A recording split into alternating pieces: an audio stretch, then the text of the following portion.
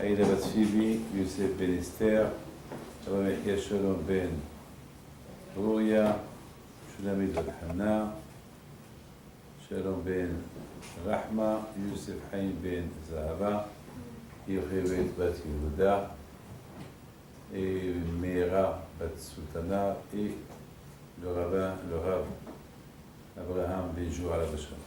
Et pour bien sûr, il faut acheter les mains.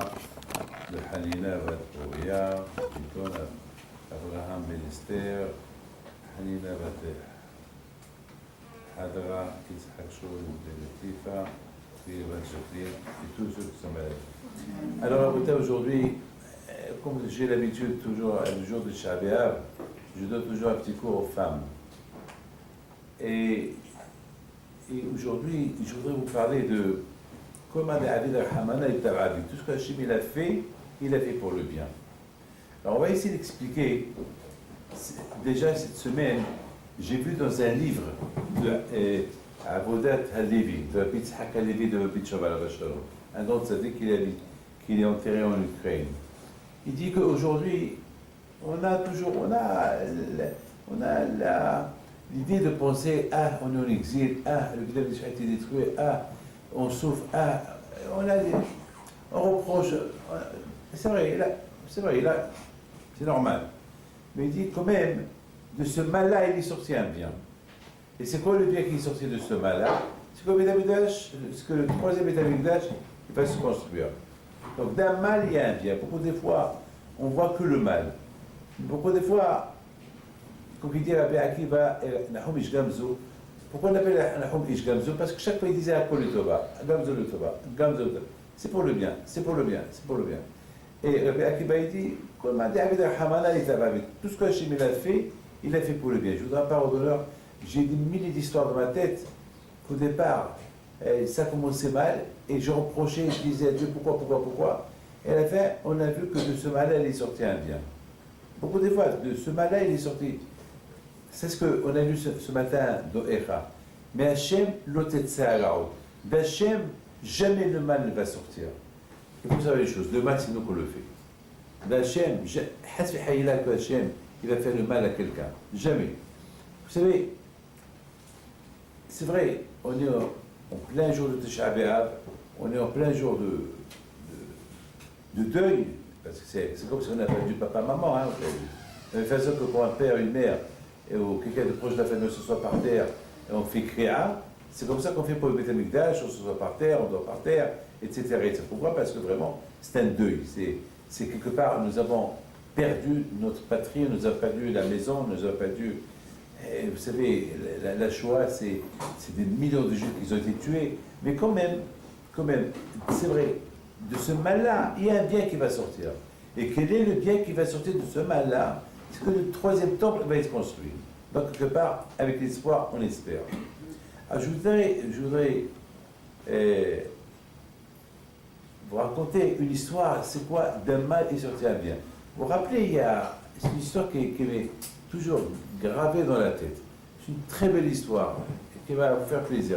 Il y avait une fois une femme, elle vient chez mon père. Et cette femme, la pauvre, parce qu'elle n'arrivait pas à se marier. Et toujours, elle vient chez mon père, et dit, mon père, un peu Moshe, voilà, je prends de l'âge. À un moment donné, mon père, la Shalom, il ne savait pas quoi lui dire. Et mon père lui dit, et peut-être Mazal, il est au Mexique. Alors, vous imaginez une femme qui habite en Israël, une femme qui ne parle même pas l'hébreu, elle parle l'arabe, elle ne parle que l'arabe. Elle a pris de l'âge. Et c'est même pas, même la France, elle ne la connaît pas. Mais non, elle ne connaît même pas la France, du Maroc, du Bled, du Maroc, elle est partie en Israël. Et maintenant, tu lui dis, ce Mazal, il est au Mexique, c'est quelque chose qui est. D'abord, elle dit à mon père, alors ça dit, je suis condamné à jamais me marier parce que jamais je vais aller au Mexique. Mon père, je lui dis, ma fille, je vois ton Mazal au Mexique. Donc, si Dieu veut, Hachem, prends ton mal en patience, c'est un cache fou. D'abord, et s'est dit dans sa tête, je crois que je ne vais plus venir voir Rabbi Moshe Pinto, parce que je crois qu'il veut se débarrasser de moi. Il ne veut plus que je l'approche. Alors, il me propose une proposition.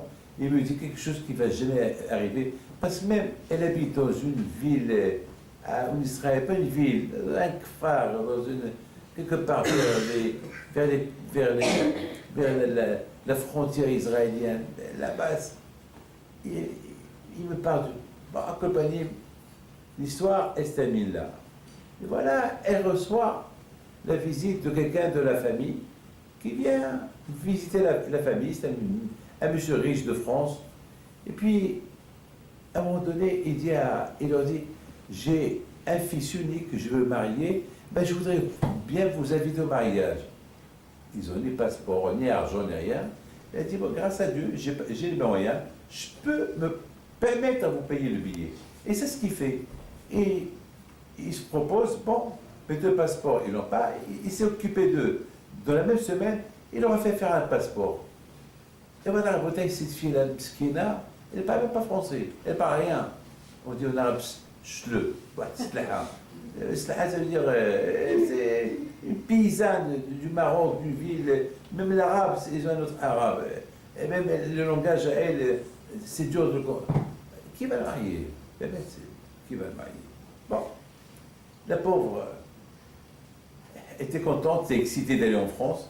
C'est une histoire qui s'est passée il y a une quarantaine d'années, même plus. Elle est partie en France.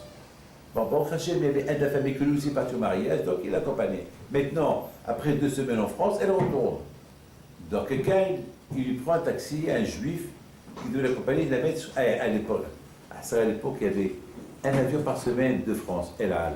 Aujourd'hui, il y a beaucoup des avions aujourd'hui. Je vais te voir que là aujourd'hui, de Paris à Tel Aviv, il y a presque 4 avions, 4 El Al par jour, et plus 3 Air France. Il y a 7 avions. N'oubliez pas, il y a 700 000 juifs en France. Donc il y a beaucoup des juifs pour chef qui a. Donc, mais à cette époque, à une quarantaine d'années, un avion par jour, par semaine, pardon, El Al. Il se passe que le taxi, il tombe en panne. En pleine route, il tombe en panne. C'est-à-dire que s'il tombe en panne et elle rate l'avion, il faut qu'elle attende encore une semaine.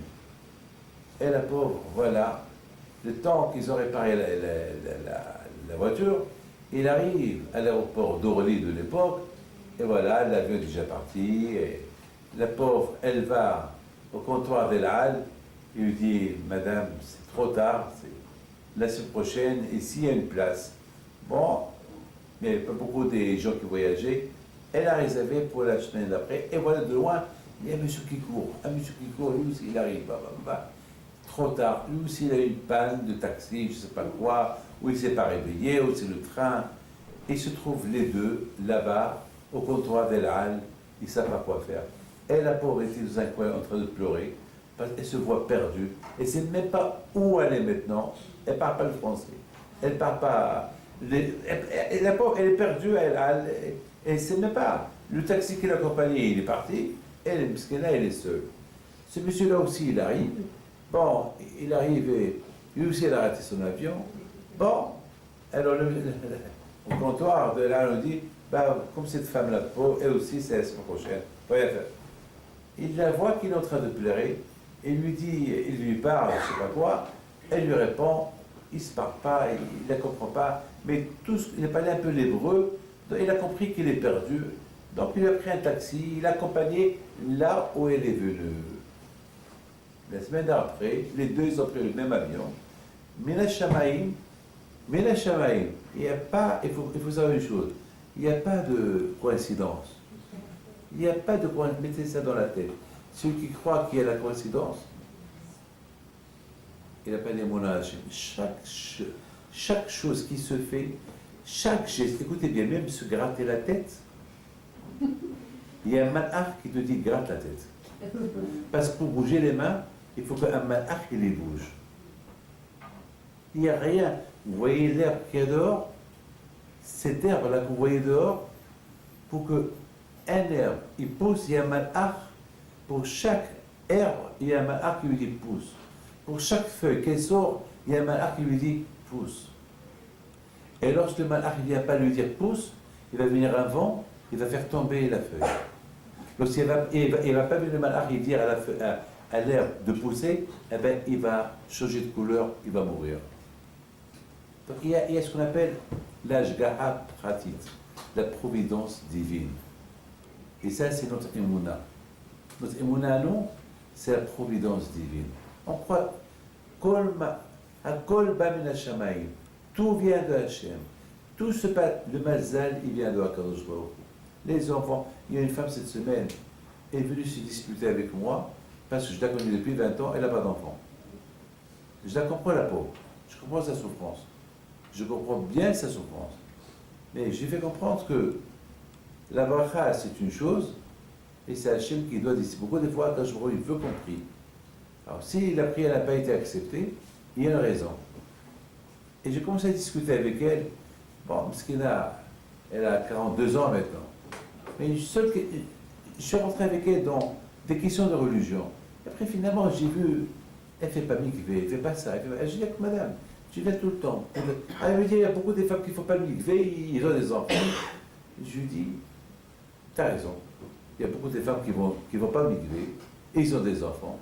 Mais est-ce que tu sais ce qui peut se passer après? Il y a Hachemishmo, il y a beaucoup de choses. Nous, on n'est pas au ciel pour voir les dossiers de chacun. Les dossiers de chacun, c'est Hachem. Mon dossier. Vous savez, chacun de vous, il a un dossier, Bachamaïm. Et c'est ces dossiers-là qu'on ouvre à Rosh Hashanah. On voit les dossiers. Tout ce qu'on fait du matin au soir, c'est écrit dans ce. Je lui dis, il y a un dossier, mais tout ce que je peux te dire, avant de parler d'autres, tu as encore 42 ans. Tu peux avoir encore des enfants. Hein? Alors peut-être commence à faire une mikvé, commence à faire Shabbat. Peut-être Akadosh Baruch Hu, il va voir ton comportement et peut-être Hachem va t'aider. Je vous raconte cette histoire au milieu pour ne pas qu'on accuse Akadosh Baruch Hu. Okay, pourquoi beaucoup de pourquoi, ça ne sert à rien. Les gens qui se posent des questions, les questions vont l'emmener à d'autres questions. Il n'y a pas de réponse. Il y a des questions qui n'ont pas de réponse. Donc, au lieu de poser des questions, fais un bilan, fais un heshbon nefesh, réfléchis, peut-être, qu'est-ce que tu as fait, qu'est-ce que Hachem veut de toi, c'est quoi tes obligations vis-à-vis d'Hachem, et c'est quoi les obligations d'Hachem vis-à-vis de nous, entre vous et moi. Et c'est Hachem, il est obligé de tout faire pour nous si on veut? Non. Non. Mais d'un côté, oui. Quand oui, quand non. Oui, lorsqu'on suit les mitzvot, alors Hachem il est obligé il a des obligations vis-à-vis de nous par rapport à la Torah qu'on respecte dans ce monde qui est pourri et c'est dur d'être juif. Et malgré tout, on le fait. Ah, ça c'est super. Il y a des obligations, quoi, nous obligations vis-à-vis de la Kadosh Baruch Hu, c'est d'écouter. Donc cette femme-là, malheureuse, elle arrive, la providence divine, il a fait que les deux, ils étaient assis, un à côté de l'autre. Bien sûr, ils se connaissent. Et lui dit encore Toda avec un nom, avec un hébreu maouis, un hébreu un peu tendu, et lui dit Toda. Et lui il commence à lui parler. Elle a pas eu de rougir, elle ne sait pas parler. Un peu d'hébreu là. Et ils ont commencé à se comprendre. Mais elle ne s'est même pas rendue compte que l'accent qu'il a, ce monsieur, c'était un accent un peu bizarre. En discutant, il lui demande est-ce que tu es marié? Non, je ne suis pas marié. Après, il commence à lui dire vous êtes d'où? Je suis du Maroc. Il dit moi, je suis du Mexique. Elle entend le mot Mexique, elle le regarde. Mexique. Il lui dit pourquoi vous me regardez? Pourquoi vous êtes surpris? Pourquoi vous êtes un peu. Il dit non. Elle réfléchit. Rabbi Moshe Pinto. Il lui répète qu'est-ce que tu as dit? Il dit Rabbi Moshe Pinto. Il dit demain je vais aller le voir. Demain vous allez le voir. Très bien. Alors moi aussi je vais aller le voir. Il dit ça tombe bien. Demain on se donne rendez-vous à Ashdod. Voilà l'adresse. On va le voir ensemble. Et dès qu'ils sont rentrés chez mon père, là-bas, Shalom, il le regarde. Et lui, il ne connaît pas le garçon, mais il connaît la fille. Il dit, alors ma fille, tu t'es mariée avec le Mexicain? Alors il lui dit, Pas encore. Je viens de le connaître. Regardez. D'un côté, on dit. D'un côté, qu'est-ce qu'on dit? On dit d'un côté, Gamzo le Tova. Elle a raté son avion, elle pleurait. Mais c'est le Tova. La preuve, voilà, le Mazal, il est venu. Beaucoup de fois, on rate une affaire pour gagner 10 affaires. Il y a une fille qui devait se marier avec quelqu'un et ils ne se sont pas mariés. Ils ne se sont pas mariés. Et la pauvre, elle a de la peine. Je vous donne parole d'honneur. Je connais, que Dieu vous en précède, je connais des histoires, des centaines d'histoires comme ça. Elle était malheureuse. Et chaque fois, je lui dis, c'est à Kolitova, c'est Hachem qui a voulu. Je crois qu'elle s'est énervée. Elle m'a dit quoi? Hachem, il veut que je souffre. Je lui dis, mais qui te dit que Hachem veut que tu souffres? Il se peut que c'est pour ton bien. Et finalement, le pauvre, le monsieur, le pauvre, il a rencontré une autre femme, malheureusement, et avec cette femme-là, ils ont fait les deux à l'accident, les deux sont partis. Pour vous dire, les deux sont partis d'une sac. Les deux sont partis. Il y a beaucoup de choses comme ça. Donc, à Bouteille, il faut bien comprendre c'est quoi Gamzo le Tova. Il faut toujours dire Gamzo le Tova, même ça. Vous savez, on raconte une histoire sur Nahum Ish Gamzo. Ne regardez pas à gauche et à droite, regardez-moi tous. Pas la peine. Chacun qui rentre que vous le regardez parce que vous allez vous déconcentrer. On raconte sur un tzaddik qui s'appelle Nahum Ish Gamzo. Pourquoi on l'appelle Nahum Ish Gamzo? Parce que tout le temps il disait Gamzo le Tova, Gamzo le Tova, ça aussi c'est pour le bien, ça aussi pour le bien. Et on raconte une histoire sur lui, une histoire spectaculaire, une histoire extraordinaire. On raconte qu'une fois, il est venu écoutez bien, il vient avec son cheval, avec la marchandise, et je mange. Éteignez le téléphone s'il vous plaît. Il s'est passé que, entre-temps qu'il était en train de décharger son cheval, ou son âne, il y a un pauvre qui vient. Il lui dit, Rabbi, j'ai faim. Il dit, je t'en prie, attends quelques minutes, le temps que je décharge mon chameau, mon cheval ou mon âne, et je te donne ce que tu veux. Le temps qu'il décharge, le pauvre il est mort. Et Nahum Ish Gamzo, il a eu de la peine, il s'est culpabilisé, il a commencé à pleurer, il a commencé à dire c'est à cause de moi tout ça, et c'est moi le fautif, j'aurais dû lui donner à manger, et pas je ne lui ai pas donné à manger, il est mort. Et il pleure, et après il a voulu punir tout son corps. Il a dit mes mains qu'ils n'ont pas donné à manger au pauvre, qui devient paralysé. Les pieds qu'ils n'ont pas donnés au pauvre, ils deviennent paralysés. Ce corps qui n'a pas bougé, qu'il aura des boutons, accompagne le pauvre, toutes les maladies du monde, et s'est souhaité toutes les maladies du monde. Et à un moment donné, le pauvre, il est resté paralysé. Ses élèves, ils l'ont mis sur le lit. Et il enseignait la Torah à ses élèves paralysés. Ils ne pouvaient pas manger, ils ne pouvaient pas bouger, ils ne pouvaient rien faire. Jusqu'à qu'un jour, il y avait même des fourmis qui montaient sur le lit. Et il leur a dit, mettez de l'eau, mettez les pieds du lit sur des carafes de l'eau, comme ça les fourmis ne montent pas sur moi, sur mon corps, ne pas me piquer. Et j'ai vu un grand rave qui s'appelle Rabbi Michael Peretz.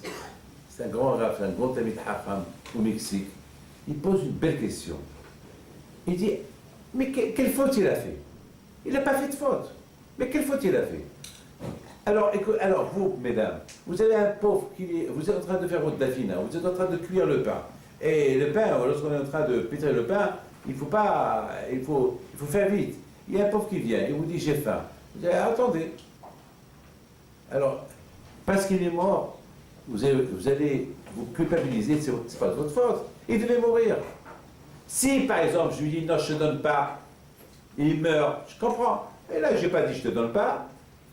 J'ai dit, Nahum Ish Gamzo a dit, tu attends et je te donne. Et parce qu'il n'a pas attendu, et il est mort, alors il se fait punir de cette manière. C'est la question que je me suis posée. C'est la question que le Rabbi Michael Peretz se pose comme question. Et moi, j'ai posé une autre question sur l'histoire. La question que j'ai posée sur l'histoire est comment Hachem il a accepté la prière comment Hachem il a accepté la prière de Nahum et Gamzo? Comment pourrait il l'accepter? Mais Akadosh Baruch Hu, il est au ciel. Il voit du ciel que Nahum et Gamzo était débordé. Il venait d'arriver d'un voyage. Il devait quoi? Il devait décharger son âne, son chameau, son cheval, et donner aux pauvres. Il n'a pas fait exprès. Entre-temps, le monsieur là-bas, il est mort. Pourquoi Hachem? Alors, qu'est-ce qu'il a fait? Nahum et Gamzo, il s'est insulté. Pourquoi Hachem a accepté son insulte? Alors, ça veut dire quoi, d'après vous? Je vous pose une question. Il a fauté ou pas? Dites-moi. Il a fauté. Il a fauté? Non, il n'a pas fauté. Il n'a pas fauté. Non. Dites-moi, mesdames, il a fauté ou pas? Non.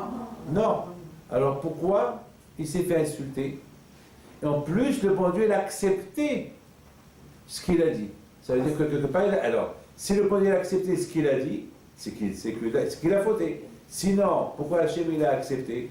Mais d'autre côté, je ne vois pas pourquoi se punir de cette manière. C'est une petite réponse pour moi. On doit faire avec empressement. Pardon? Oui. On doit répondre à une demande avec empressement, une mitzvah. On doit le faire rapidement. Oui, madame, imaginez-vous. Hein, moi, je m'imagine. Je ne veux pas que c'est vous qui imaginez. Moi, j'imagine, j'arrive d'un voyage crevé, fatigué. C'est pas d'une voiture. J'arrive dans un cheval, un chameau, je ne sais pas quoi, la route, et j'arrive crevé, fatigué, il faisait chaud, et je commence à décharger. Et bien, monsieur me dit, Rabbi, j'ai faim. Mon fils, attends 5 minutes, 10 minutes, je te donne. Avec le temps que je décharge. J'ai pas dit non. J'ai pas dit non. Attends, lorsqu'on arrive d'un voyage, j'ai horreur d'arriver d'un voyage, de rentrer, le téléphone qui sonne. Ah, j'ai horreur, j'ai envie de casser. Parce que je rentre à la maison, attends, laisse-moi voir avec moi les enfants. Je rentre à la maison, téléphone, téléphone. Attends, quand je rentre à la maison. Mais psychologiquement, j'ai horreur du téléphone qui sonne lorsque je viens de rentrer à la maison. Autrement dit, je réponds, je réponds à tout le monde. Mais lorsque j'arrive à la maison, laisse-moi rentrer déjà, et après, appelle. Mais bon, je réponds. Mais écoutez, c'est psychique, attends, encore le téléphone. Vous savez, il faut rester un vendredi. C'était un vendredi. Moi, le vendredi à midi, je rentre chez moi à la maison. Voilà, et j'ai ici ma belle-fille Myriam qui est là. Et c'est ce que je fais. Qu'est-ce que je fais le vendredi après-midi? Pour ranger la maison. Voilà. C'est chez moi, je suis obligé, j'ai appris ça de mon père. Le vendredi, je commencerai à 2-3 heures pour arranger la cuisine. C'est pas qu'on n'a pas de lait. On a des, mais c'est une mitzvah que j'aime faire. Une mitzvah que le vendredi, j'ai appris ça de mon père. Et même la Gemara, elle le dit. Pour sentir Shabbat, il faut travailler Shabbat. Même les toilettes, je les lave parfois. Je lave la vaisselle. C'est pas parce que j'ai pas d'aide, c'est une mitzvah. Le vendredi, c'est une mitzvah. Dommage que les hommes, ils ratent cette mitzvah-là de vendredi. C'est très dommage qu'ils la ratent. Un vendredi à midi, c'était l'hiver, je vais rentrer chez moi à la maison, le téléphone, il sonne, que je fais? Non, je ne réponds pas, parce que c'est un enchaînement. Tu réponds, après, ça ne s'arrête pas. Après, j'ai dit, bon, David, tu réponds. Je réponds, et ça s'est coupé. Moi, j'ai dit, tant mieux, c'est bien. Je suis content, c'est pas moi qui ai coupé, ça s'est coupé. Encore ça sonne, 2-3 fois, et à la fin, je réponds, Rabbi David, je peux vous donner une question, ça va me prendre longtemps. Wow, longtemps. Pas longtemps. Comment je vais faire? Mais j'ai répondu, je ne sais pas, ça doit être, ça peut être un cas, je ne sais pas, bon, je vais écouter. Je dis, Rabbi David, voilà, je suis marié, et j'étais fiancé il y a quelque temps avec quelqu'un, et on a cassé, il a cassé avec moi, il s'est marié avec une autre femme, je me suis marié avec un autre, et on a des enfants. Lui, il a des enfants avec l'autre, moi j'ai des enfants avec le mien. Il m'appelle aujourd'hui, il veut me voir. Qu'est-ce que je fais? Je dis, madame, demande vite ton téléphone. Tout de suite, demande ton téléphone. Ça, c'est quelque chose à ne pas rater. J'avais peur que ça se coupe encore. Et là, peut-être, comment je vais réparer la chose? Et maintenant, son téléphone, je dis, madame, maintenant, explique-moi bien. Lorsqu'il m'explique, je dis, mais comment tu veux aller? Pourquoi tu veux le voir? Mais tu es marié, tu as des enfants. Il me dit, Rabbi David, ces derniers temps, je sais pas, il y a un malaise à la maison. Satan. Le Satan, il est rentré. J'ai alors s'il y a un malaise, partout il y a des malaises. Moi aussi, chez moi, il y a des malaises. Après, s'il y a des malaises, ça y est, je vais changer ma femme contre une femme. Ça fait des malaises et on surmonte les malaises. Il me dit, mais celui-là aussi, il a des malaises, sa femme, elle n'aime plus, il veut divorcer. J'ai alors quel rapport? Alors il n'aime plus, elle n'aime plus, qui cherche une autre femme. Pourquoi toi? Tu es marié, toi? Mais je fais quoi? Je dis, madame, c'est péché. Tu es mariée. Tu es une femme mariée. Tu es heureuse. Il y a des malaises. Partout, il y a des malaises. Je lui donne un peu de moussard. Elle était heureuse et contente. Je lui dis, maintenant, donne-moi son téléphone à lui. C'est moi qui vais l'appeler. Rabbi, j'ai honte. Donne-moi son téléphone, je vous dis. Je l'appelle, il s'avère que je le connais. Dès qu'il a pris le téléphone, ah, c'est Rabbi David. Oui, c'est Rabbi David. Mais tu as oublié Rabbi David. Pourquoi tu appelles Madame Telle? Pourquoi? Non, c'était une connaissance. Elle vaut une connaissance de quoi? Une connaissance d'il y a 10, 15 ans, et que tu l'as lâchée, et tu t'es remarié, qu'est-ce que tu veux maintenant? Ish, une femme mariée. Vous voyez la bouteille? Comment que je me regardez, Coleman dit Abid Rahman Hachim, il fait des choses bien. J'aurais pas répondu à ce téléphone-là. Réfléchissez un peu. J'aurais pas, parce que c'est vendredi, il est 1h, il est midi, c'est l'hiver, j'ai quelques heures à la maison. Qu'est-ce qui allait se passer? Je n'aurais, si j'ai pas répondu à ce téléphone-là, eh bien, Hachim Ishmael, vous savez quoi? Après 120 ans, le bon Dieu me dit, David, coupable. Coupable de quoi?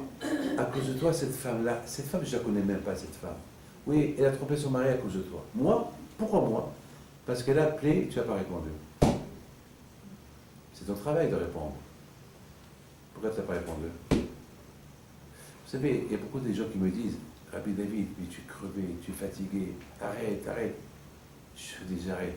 Mais si vous étiez dans le problème de l'autre, vous allez me dire, arrête? Non. Alors, arrête de parler. C'est tout. Vous savez que chacun, il a un travail. Vous, les femmes, vous avez un travail que vous devez assumer.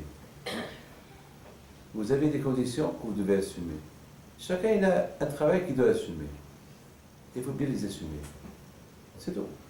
Vous avez, le Rambam, il dit, pour qu'il y ait le Shlom Bayit, il faut que la femme ne rentre pas dans la vie de l'homme, il ne faut pas que l'homme ne rentre pas dans la vie de l'homme. Ça veut dire, la femme, c'est la cuisine, c'est pas l'homme qui rentre dans la cuisine, il va dire à sa femme quoi faire. Parce que dès qu'il commence à lui dire quoi faire, ça, il veut prendre le rôle de la femme aussi. La femme, elle va dire aussi,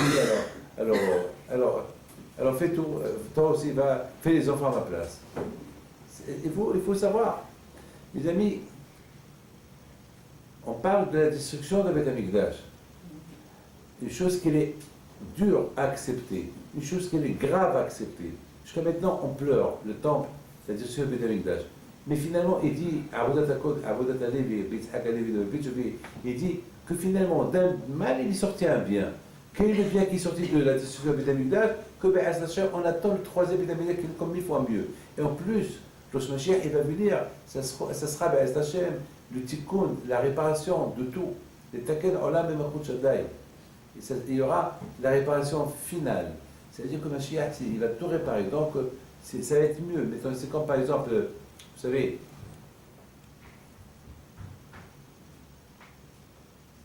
lorsque un bébé, lorsque la femme, elle est enceinte, Ça, c'est le Gaon Vina qui dit ça. Il dit le Gaon Vina qu'on compare la venue de Mashiach, Hevle Mashiach, les contractions de Mashiach, comme Hevle Leda, les contractions d'une femme qui est en train d'accoucher.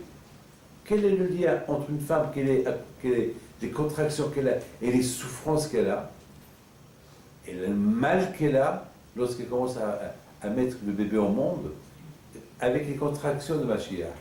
Il dit qu'avant que la femme elle accouche, elle a des contractions, elle a mal. Mais une fois qu'elle a accouché, elle se sent relief, elle se sent soulagée. C'est comme ça Mashiach. Avant que Mashiach va venir, c'est des contractions, c'est des souffrances. Une fois qu'il va venir, c'est la délivrance. Vous savez que les Hakamim me disent qu'une femme, qu'elle accouche, elle doit apporter un sacrifice hatat, un sacrifice de faute qu'elle a fait. Elle a posé une question, mais quelle faute elle a fait la femme? Quelle faute elle a fait? Elle a fait une faute, quelle faute elle a fait? Et la camarade répond que lorsque la femme commence à mettre au monde de bébé, elle a tellement de contractions qu'elle ne peut pas supporter son mari. Elle déteste son mari. Et si jamais son mari il rentre dans la chambre, et il va lui dire moque-toi, c'est à cause de toi que j'ai tout ça. À tel point que, et même, écoutez, c'est pas moi qui dis ça, c'est le Talmud qui dit ça. Et à tel point que la femme est sourde, elle dit je ne vais plus aller avec mon mari, je ne veux plus faire d'enfant avec lui. Ça, c'était pendant les souffrances. Une fois qu'elle a accouché, elle regrette. Elle va se marier, et la mère qui rentre avec le grand sourire, ils vont prendre une photo ensemble. C'est notre bébé. Après, elle ne voudrait pas assurer que quelque chose arrive à son mari. Mais entre-temps, elle l'a insulté. Entre-temps, elle lui a voulu, pendant qu'elle était en train d'accoucher. Pour ça, elle apporte comme un hatat. Alors maintenant, on va accuser la femme. On ne va pas l'accuser. Il veut hassu shalom, qu'aucune faute ne tient sur la femme. Délivre-toi avec un sacrifice. Mes amis, c'est vrai, vous les femmes, vous souffrez. Mais de cette souffrance, il y a une délivrance qui arrive. Il y a un monde qui va se construire après vous. C'est ça. Comme a dit Avid al-Hamana, tout ce qu'Hachem est là. Maintenant, vous avez posé la question, mais pourquoi cette souffrance-là de la femme? Pour apprécier les enfants. Et oui, pour apprécier les enfants. Vous savez, mes amis, je vous raconte quelque chose d'extraordinaire. Il y avait, toujours j'utilise ces paroles de Hachamim avec les garçons qui, malheureusement il y a des garçons qui coupent contact avec les parents, il faut souffrir un peu les parents. Et pour ça je leur dis, est-ce que tu as oublié ce que ta maman elle a fait pour toi? Est-ce que tu as oublié? Mais qu'est-ce qu'elle a fait pour moi? Elle m'a fait que du mal. Que du mal. Mais toi tu dis qu'elle a fait que du mal. Tu penses qu'elle t'a fait que du mal. Mais tu te rappelles, lorsque tu étais dans son ventre, pendant les 9 mois, ce qu'elle a souffert pour toi, et après pour t'allaiter, pour te donner à manger, pour te changer tes couches, etc. Tout ça, t'as oublié tout ça. Mais c'est la vérité. C'est la vérité. Quelque part, à Boudaï, chacun de nous, il doit savoir que bien Kadosh Baruch Hu, il nous supporte. Parce que nous, est-ce que vous imaginez, vous, mesdames, que si un jour votre bébé, il a 2 ans, 3 ans, il a fait ses besoins dans ses vêtements, est-ce que vous pouvez imaginer qu'un autre va le changer? Vous êtes dans le train, dans l'avion, et votre fils, qui a 2-3 ans, il a fait ses besoins dans son pantalon, et vous allez dire à un voisin, vous pouvez lui changer s'il vous plaît? Il va se dire, ben voilà. Qui? Il n'y a que la maman qui peut changer son fils sale. Aucune ne voudra. Aucune. Mais mes amis, vous imaginez lorsqu'on faute, celui qui nous change, c'est Akadosh Baruch Hu. Hashochem itam bitor tomotam. Akadosh Baruch Hu réside avec nous dans notre tom'a, dans notre saleté, dans notre impureté. Et lui seul, il peut nous accepter. Lui seul, il peut nous changer. Lui seul, il peut nous accepter. Qui va nous accepter que lui? Donc, à Boutaï, on est loin de connaître Hachem, on est loin de le comprendre. C'est la raison pourquoi il ne faut jamais oublier, il ne faut jamais contester, il ne faut jamais se poser de questions. Tout ce qu'Hachem fait, il est fait pour le bien. Mais on n'a pas répondu à la question de qui? De qui? De la Pérez. De la Houmish Gamzo. Il a dit Gamzo le Toba. Lui, toujours il disait Gamzo le Toba. C'est pour ça qu'on l'appelle la Houmish Gamzo. C'est quoi? Gamzo. Chaque chose qui lui arrive, c'est le Toba. Alors maintenant, je voudrais bien vous poser une question. Pourquoi il n'a pas dit Gamzo le Toba? Puisqu'il est mort, ben il est Toba. Non, il s'est culpabilisé. On a posé la question de la Pérez. Pourquoi il s'est culpabilisé? Il n'a rien fait. Il lui a dit attends que je donne à manger, tant que je déballe.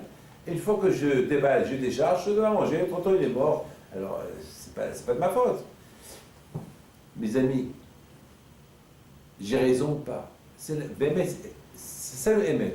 Alors pourquoi Hachem, il a accepté qu'il le punit? Et pourquoi il s'est fait punir? Parce que le monsieur, il vient lui demander à manger, il lui dit attends que je déballe, le temps qu'il déballe, il est mort. Alors, la Houmish Gamzo, il se culpabilise à cause de moi. Non, monsieur, c'est pas à cause de toi. Gamzo le Toba, il aurait dû dire bah, il est mort. C'est pas de ma faute. Hein.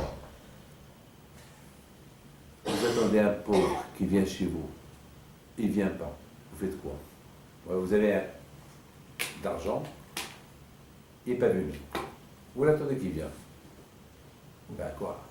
La pensée était bonne. Voilà, l'argent il est là et c'est sa faute, il n'est pas venu. Ben, on risque de vous dire, ben, tu aurais dû aller le voir. Vous avez compris ce que je vous dis? Je répète. On risque de vous dire un jour, vous aurez dû aller le voir parce qu'il avait honte de venir chez toi. C'est grave ça. Est-ce que l'on fait ça? Non. Moi, quelqu'un qui vient chez moi, je promets un don à quelqu'un, il ne vient pas, ah ben il n'est pas venu. Voilà, son don il est là. Lorsqu'il vient, je lui donne. Et après 120 ans, on peut me dire, monsieur, pourquoi tu ne l'as pas donné? Ben, je n'ai pas donné, mais tu sais qui t'est donné le besoin. Je dis, oui, je sais, mais ce n'est pas de ma faute. Non, tu as dû aller, peut-être il a eu honte de venir. Vous savez, si on commence avec le bon Dieu, on ne s'en sort pas. Vous m'avez compris. Et je vais vous faire comprendre. Ceux qui ne veulent pas me comprendre, ben, je vais les faire comprendre. Comment je vais faire comprendre? Il se passe par exemple chez vous à la maison, vous dites à votre mari, et Pierre, et Moshe, et Yaakov, n'oublie pas ce soir de passer chez maman et te donne, j'ai envie de faire du couscous. Il va te donner du couscous. Voilà, moi je prépare les légumes, maman elle prépare le couscous. Pas de problème, de toute façon, Pierre, Moshe, Yaakov, c'est sur ton chemin. Alors tu passes, tu t'arrêtes. Et voilà, vous soyez bien. Et le monsieur l'oublie. Il oublie le couscous. Il passe par la maison de sa belle-mère. Il oublie, il continue. On dirait que le nom de ma belle-mère me cloche dans la tête. Paf, il rentre à la maison. Moshe, Pierre, Yaakov, t'étais chez ma mère? Oula, je suis passé par là-bas. Le couscous. Oh, j'ai oublié. J'ai oublié. Parce que c'est ma mère. Parce que tu n'aimes pas ma mère. Parce que c'est ta belle-mère. Oh, ce couscous-là. Elle va prendre les légumes. Et voilà les légumes. Et pourquoi elle ne va pas le comprendre qu'il a oublié? Il a oublié.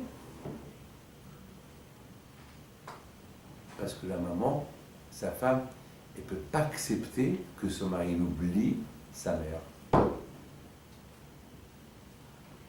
avez compris? Vous savez, moi, je suis psychologue, moi aussi, vous savez. Je connais un peu, et je la comprends. Mais de l'autre côté, il faut aussi qu'elle le comprend. Mais c'est dur pour elle de le comprendre. Pourquoi? Parce que si peut-être c'était une autre... si c'était un voisin, elle aurait compris. Mais parce que c'est sa mère, elle a toujours tendance de croire que, quoi? Parce qu'elle n'est pas sa mère. La beauté, écoutez très bien. Écoutez très bien. Donc, maintenant, pour la femme, c'est pas possible, c'est insupportable, c'est pas normal qu'il a oublié. Très bien. Et bien justement, ça c'était le cas de Nahum Ish Gamzo. Je vais mettre Nahum Ish Gamzo à la place de cette femme-là par rapport à son mari et la belle-mère. Nahum Ish Gamzo, lui, c'était un grand tzaddik. Lui, il n'avait pas le droit à l'erreur. Il vient un monsieur qui lui demande à manger. Nahum Ish Gamzo, il répond, je suis un peu gêné, attends jusqu'à que je déballe, jusqu'à que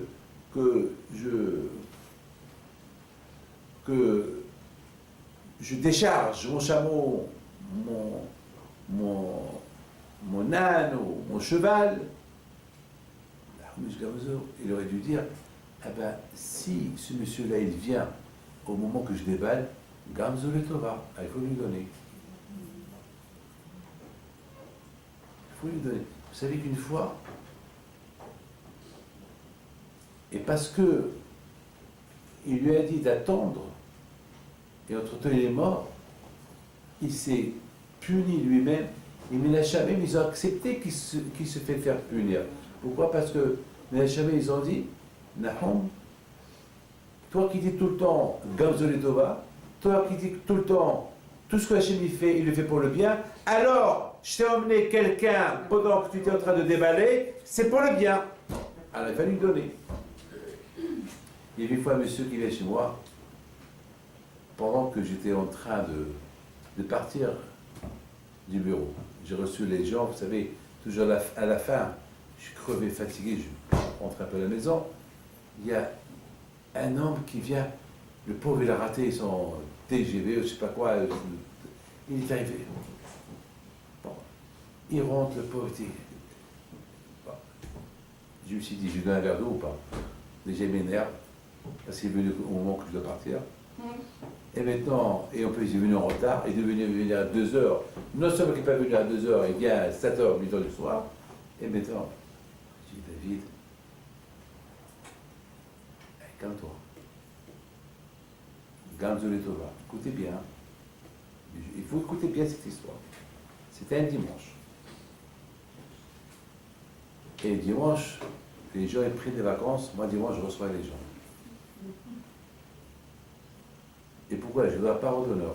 La raison pourquoi je reçois les gens le dimanche, parce que je dis, il y a beaucoup de femmes qui ne peuvent pas venir en ce parce qu'ils travaillent, alors je leur donne mon dimanche. Allez, je leur donne. Ça sort. Dans le ciel, il n'y a ni dimanche, ni vendredi, ni samedi, dans le ciel, il faut toujours faire les mitzvot. Il n'y a pas de vacances. Et voilà ce monsieur-là, je lui donne à boire, et je le reçois, et il avait un problème d'une demi-heure. Moi, à chaque fois, je vois la montre.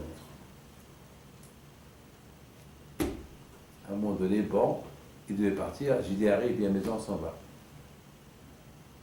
Mais écoutez, hein, je rentre, on arrive, en général, arrive, il m'accompagne jusqu'à l'ascenseur, il s'en va. Et ce jour-là, il dit, Rabbi David, je monte avec toi. Je ne sais pas le peine, je rentre chez toi, c'est dimanche, allez, je suis déjà, tu vois, non, Rabbi David, bon, on appelle l'ascenseur ne descend pas, ça prenait du temps, parce qu'on dirait qu'il a été bloqué. On monte les escaliers, je vois 2 personnes qui descendent avec des marteaux, des haches dans leurs mains. Dans ma tête, on s'est dit, peut-être, ils travaillent quelque part. Au moment, je trouve ma maison ouverte. La porte cassée, la serrure cassée, et Harry me dit, Rabbi David ne rentre pas. Je crois que les 2 qui sont partis, c'est des voleurs. On rentre à l'intérieur, on voit. C'était 2 qui sont c'était des voleurs qu'ils ne regardaient pas la fenêtre, ils ont vu qu'on est arrivé, ils sont partis, heureusement qu'ils sont partis. Mais imaginez-vous, ils étaient là-bas pendant une demi-heure, 3 quarts d'heure. Imaginez-vous que ce monsieur-là qui est venu me chercher et qui est venu que je reçois, il ne serait pas venu. Ben, chimiquement, vous pouvez imaginer les pires cas inimaginables que vous pouvez imaginer. C'est-à-dire que, après je me suis dit, ah ben, Mila Shamaïm, Baruch Hashem, regardez, Akadosh Baruch Hu, pour m'éviter une catastrophe chez moi à la maison, qu'est-ce qu'il a fait Hashem? Il m'a envoyé quelqu'un qui est arrivé chez moi en retard, pour qu'il arrive chez moi en retard, le temps que j'écoute ses problèmes et je discute avec lui, pour que plus tard, il s'en va, et moi je rentre à la maison. Entre-temps, ces gens-là, ils ont terminé, ils ont tout travaillé. Ils ont pris ce qu'ils devaient prendre, c'est fini. Imaginez-vous que je serais rentré à l'intérieur de la maison. Ils étaient armés. Qu'est-ce qu'ils pouvaient faire? On ne peut pas imaginer, et c'est mieux de ne pas imaginer. Alors vous savez que ce que j'ai fait pour ce miracle-là, qui m'est arrivé, j'ai dit à Viviane, tu sais, Hashu Shalom, on ne nous a rien volé, il faut qu'on réclame rien à l'assurance. Et parce qu'il y a beaucoup de gens qui profitent. Ils ont une belle assurance, ils profitent pour dire à l'assurance, on nous a pris, pour gagner de l'argent. Je dis, Viviane, moi je ne veux rien du tout. La porte qu'ils ont cassée, si tu veux, voilà, ils ne payent que la porte. Je ne veux rien du tout. Et en plus, ça, la bouteille, ce que chacun de nous doit prendre les problèmes, ça ne manque pas. Et on vit dans les problèmes de chaque jour. Une chose est certaine, Hasbi Shalom, mais Hachem le Yitzhara, de Hachem jamais le mal vient. Le mal, malheureusement, le mal, c'est nous qu'on le fabrique. De Hachem, il vient que le bien. Et parfois, ce qui n'est pas bien, que nous croyons qu'il n'est pas bien, il est bien. Vous êtes au courant de l'avion Air France qui est tombé, il a fait 250 morts de Rio Janeiro à Paris. Il y avait là-bas 4 ou 5 juifs, les pauvres. Il n'y a pas eu 2 juifs que je connais, que sont morts les pauvres. J'étais vraiment surprise le lendemain de voir les journaux. Il y avait une photo de Français, et ces Français ils disent que nous, ils racontent leur vie, ils disent que nous, on n'est pas croyants, et maintenant, on devient des croyants. C'est des langues juives. Alors, c'est quoi la raison? La raison était simple. Eux, ils sont arrivés au comptoir d'Air France, et ils ont dit, c'est fermé, vous êtes arrivés en retard. On a commencé à faire des cris, on a commencé à crier, on a commencé à pousser des cris. On nous a dit, écoutez, arrête de crier, vous avez raté l'avion, c'est demain. Et lorsqu'on a entendu que l'avion est tombé, et eux, ils sont restés vivants, d'un mal est sorti un bien. D'un mal est sorti un bien. Eux, ils ont cru, ils ont raté l'avion. Alors c'est un mal, mais ce mal-là, il y a un bien. L'avion est tombé, eux, ils sont restés vivants. Eux, ils sont restés. Donc, à côté, pourquoi je vous raconte tout ça? Pour encore recommencer que aujourd'hui, nous sommes dans une situation de souffrance, une situation qu'on nous déteste, une situation qu'on nous dit sale juif, une situation d'antisémitisme, mais de toutes ces situations, il n'y a qu'un bien qui sort, lequel on attend des moments bien. Ils vont venir des bons moments. Ils vont venir. Et c'est ça le plus important. Ils vont venir. D'un bien, il sera bien. D'un mal, il sera bien. Ah, mes amis, puisque maintenant, je suis terminé plus ou moins mon cours, je voudrais, mes amis, vous dire une chose. Hier, à Audi Youssef, c'est un grand tzaddik, Maram, elle appelle le tzaddik de la génération, qui était le ministre de la Torah, à la Shalom, que je respecte beaucoup. Il a posé une belle question. Il a dit, les Juifs, ils ont souffert dans le désert 40 ans. Parce qu'ils ont critiqué Israël, ils ont souffert 40 ans. Alors je vous pose une question, à vous les femmes. D'après vous, c'est une souffrance ou pas? Répondez-moi, j'exige une réponse. Je répète la question.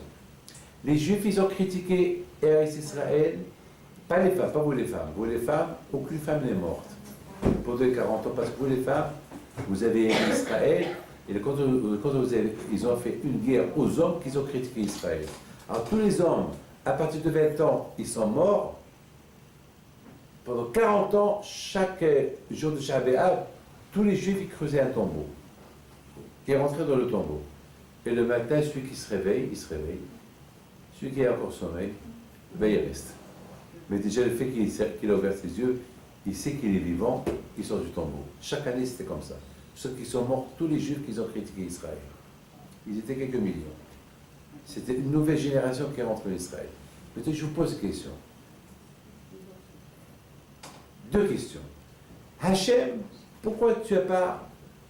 Tu veux punir tout le monde. On a un shot, punit tout le monde, et qui rentre en Israël. Non, Akashri a voulu punir pendant les 40 ans. Chaque année, il y avait un pourcentage qui meurt. Alors, Rabbi Yosef il dit, est-ce que ces 40 ans qui sont restés dans le désert, c'est une malédiction ou une bénédiction? C'est une bénédiction. Ah, super. Pourquoi? Parce que les autres générations à venir, elles sont plus pures pour rentrer en Israël. Parce qu'ils disent- Alors que tout le monde crève. Non, parce que Il ne faut rester que les enfants, qu'ils ont 20 ans. Et Hachem va faire des miracles, que tous ces enfants vont se multiplier en Israël. Pourquoi souffrir Parce 40? que la Torah dit que lorsque les Juifs sont sortis d'Égypte, ils étaient esclaves physiquement des Égyptiens. Et après, ils étaient en train de penser à l'Égypte, que eux, quand ils sont en train de crever dans le désert, ils étaient esclaves d'eux-mêmes, des pensées. Alors, ils devaient... Alors que Hachem est puni, pourquoi les laisser C'est pas vivre? punition, c'est un lavage. Je vous ai compris. Je vous ai compris. Il veut changer l'état d'esprit. Oui, c'est ce que j'ai appris. J'écoute. Alors, Rabbi Yosef, il va dans le sens que nous on est en train de dire. Rabbi Yosef dit, d'un mal est sorti un bien. Lequel bien? Comme vous avez dit, mais Rabbi Yosef, il dit quelque chose de super, mieux que nous tous. Il dit que pendant ces 40 ans-là, mon cher Rabbeinu, il a enseigné la Torah aux Juifs. Pendant ces 40 ans-là, il est resté, parce que mon cher Rabbeinu ne devait pas rentrer en Israël. Eh bien, s'il serait rentré en Israël, il aurait puni tous ceux qui ont fauté. Et ceux qui restent, ils vont rentrer en Israël. Alors, qui va leur apprendre la Torah? Au moins pendant 40 ans, qui est resté vivant avec eux, il a enseigné encore la Torah pendant 40 ans. 40 ans de Torah. Donc, finalement, on voit, mais Samatok, de quelque chose de mauvais est sorti quelque chose de bien. Vous, les femmes, je sais que vous faites ici en France, ici au Canada, de temps en temps, vous allez vous réunir et vous faites Afrashat Hala. C'est super ce que vous faites. Mais lorsqu'on était chez Rabbi Ladat cette semaine, chez lui à la maison, j'aurais posé une question. J'ai dit, mais qui a inventé Afrashat Hala en public? Parce que jamais il se faisait en public avant, à Essaouira, au Maroc, même ici au Canada. Il y a 10 ans, il y a 20 ans. On n'a jamais entendu parler. En France, jamais. Moi, j'ai 65 ans. J'ai fait des cours de Torah, presque 40 ans que je donne des cours de Torah. Jamais j'ai entendu des femmes qui se réunissent et il faut un fast halal, avec goût, avec j'ai rien compris. Pourquoi? Donc, l'idée est super, elle est bonne l'idée. Mais je voudrais savoir, bien sûr, celui qui l'a inventé, j'ai bien voulu savoir qui a commencé avec cette idée-là. Parce que celui qui a commencé cette idée, c'est quelque chose de Nachamaïm. Parce que vraiment, c'est l'idée de notre génération. C'est celui qui a, je ne sais pas qui, à Kopalim, pour moi c'est super. L'idée, elle est super bien et ça arrange. Pourquoi ça arrange? Vous n'êtes pas fatigué, non? Ah, écoutez. Encore 5-6 minutes, écoutez bien. Vous savez que Hava, elle a fauté. C'est la raison pourquoi les femmes, ils ont les règles, ils sont Nida. Parce que Nida, c'est le sang. Le sang, c'est dam. Et parce qu'elle a porté la mort au monde, alors on dit à la femme, toi qui as porté la mort au monde, alors il faut que tu illumines le monde. C'est pour ça que vous faites Adlakat Nerot Shabbat. Pourquoi Shabbat? Parce que la faute s'est passée quand? Vendredi. D'accord. Et, deuxième chose, puisqu'elle a causé la mort, alors je lui ai dit, donc tu seras Nida. Tu respectes Nida. En respectant Nida, alors tu répares la mort que tu as causée aux hommes. Et Afrashat Hala. Donc, quel rapport avec Afrashat Hala? Vous savez, mes amis, il y a ceux qui disent que le fruit interdit qu'elle a mangé, Hava, et qu'elle a fait goûter Adam, vous savez lequel?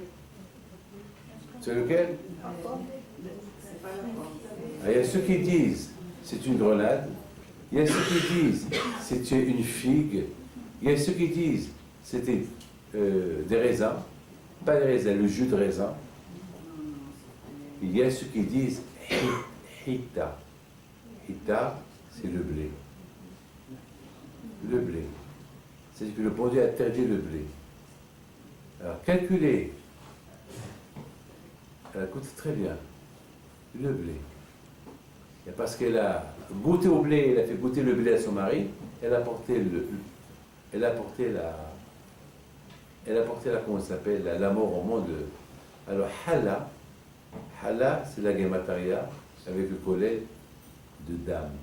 Hala, c'est le sang. Vous faites la phrase de Hala. Cette Hala que vous faites, c'est l'équivalent, parce que Hala, Het. Donc, qui peut me dire Het, c'est combien? Het, c'est 8. Lamet, c'est combien? 30. Et He, c'est combien? Total 43. Et avec le collet, c'est 44. 44, c'est dame. Dame, c'est 44. Du sang. Du sang. Donc toi, Hava, tu as porté le sang au monde, la mort, tu as prouvé la mort, alors tu fais Afrashat Hala. La Hala. Mes amis, maintenant on est à l'époque de Mashiach. Je dois la parole de l'heure, elle n'est pas loin. Et c'est pas aujourd'hui, hein. Le temps que vous allez boire votre thé, vous allez entendre le chauffard. Est-ce que vous êtes au courant qu'il y a des chauffards qu'on entend aujourd'hui ou pas? Vous n'êtes pas au courant? Non. Personne n'est au courant, non? Vous n'êtes pas au courant? Non. D'abord parce que vous habitez au Canada. Vous habitez loin. Alors, il y a, dommage que... T'as quoi la chemise à la maison? Hein? Un chauffard à zéro? Hein? C'est des sons. Ben, mes amis, lui, il y a après, en Israël, au Japon, en Australie, dans beaucoup de pays, le matin, ils entendent des chants. Et ça fait peur. Hein? Et les gens, vous voyez les gens qui regardent comme ça, mais d'où vient ce son-là? Ça fait, cette année, ça commence à se sentir dans beaucoup de pays. Il faut être aveugle. C'est le chauffard de Mashiach. Mais un chauffard, un son très très long. On n'est pas loin. Et Mashiach va venir au moment que, lorsque Mashiach va venir, c'est-à-dire qu'on a réparé la faute de Adam et de Hava. Et pour réparer la faute de Adam et de Hava, il dépend de vous, les femmes. Nida, Hala et Adlakatania. Ça veut dire que le Mashiach, il va venir, il n'y aura plus de mort. Parce qu'on a tout réparé. Et on comprend ce monsieur-là, ce rabbin, qu'il a dit qu'il faut faire la Hala en communauté et la faire, eh bien, il a raison. Quand je vois qu'il a mis ça dans sa tête, parce que finalement, c'est ça ce qui nous... Parce qu'aujourd'hui, il y a beaucoup de femmes, excusez-moi, je ne veux pas casser le business de ceux qui vendent les halot. Parce que malheureusement, maintenant, les gens, ils s'achètent les halot, ils ne font plus la hala. Je veux pas, bien sûr, il faut acheter la halal, bien sûr, il faut acheter la halal, mais au moins de temps en temps, faites la halal chez vous à la maison. Au moins, même une fois par mois. Ou bien, achetez, c'est important parce que la halal, avec Nida et Hadakat Nerot, c'est eux qui vont terminer le tikkun, la réparation pour Mashiach. Or, c'est tout le temps, on achète la halal, la halal, la halal, la halal. Eh bien, comment vous allez réparer? Donc, c'est important, par exemple, que si vous connaissez, par exemple, si de temps en temps, 4-5 familles qui se réunissent, ils font 1 kilo de halal, et après, chacun prend un pain, et après, achetez le reste. Après et Minashamim, ils ont fait que la mitzvah de la halal, elle se réveille pour pouvoir, parce que ça fait partie.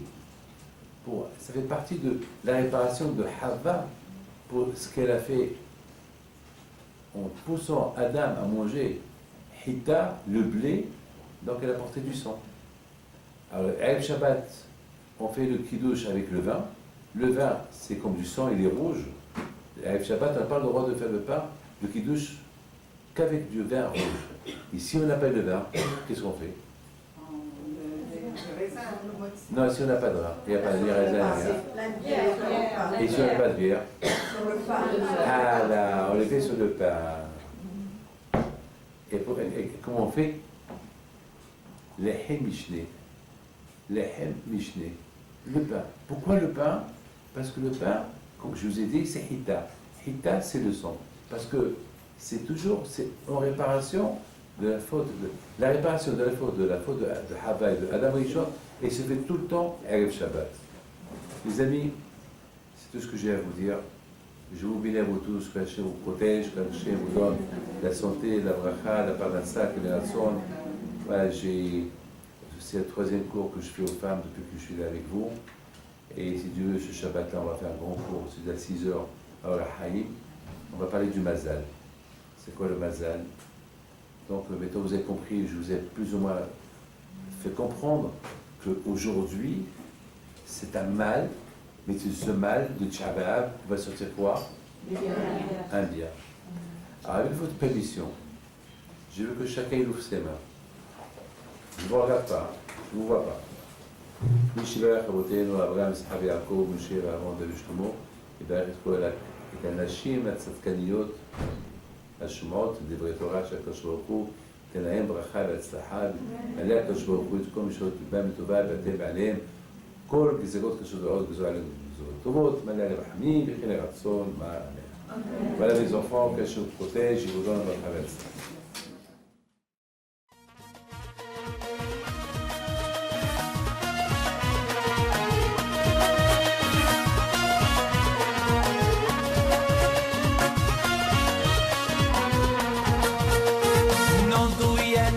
صغرتو على ربيع حيم بنتو